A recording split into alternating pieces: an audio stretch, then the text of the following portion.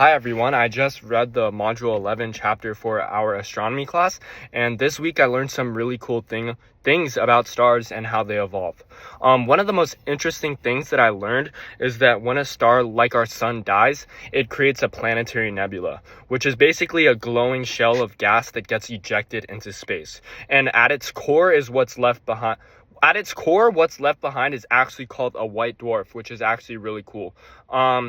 I learned that a white dwarf can't be more than 1.4 times the mass of the sun, because if it goes over that limit, something even more like extreme happens, and I'm not really sure what that was. But yeah, another thing I found really fascinating was pulsars. It's crazy to think that something so small can be so powerful. But I was shocked to learn that a typical neutron star is only about the size of a city. I always imagined them being like much bigger, considering how big the sun is, because they're way more strong than the sun or whatever. The black holes are really mysterious. I think they're cool though. But it's basically the point where nothing can escape, which includes light. But it really blew my mind, because I just don't understand how everything could be crushed into such a small singular point inside a black hole, and it's like kind of impossible to wrap my head around.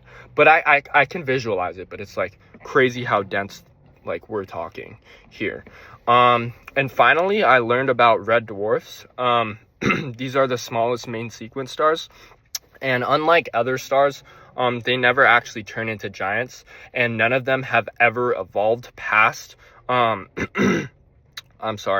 they have never evolved past the main sequence. So in a way, they're kind of just like slowly burning and just like lasting really long, which is impressive.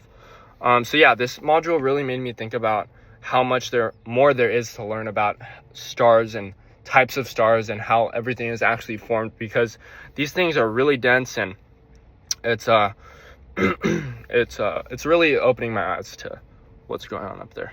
So thank you for watching my video.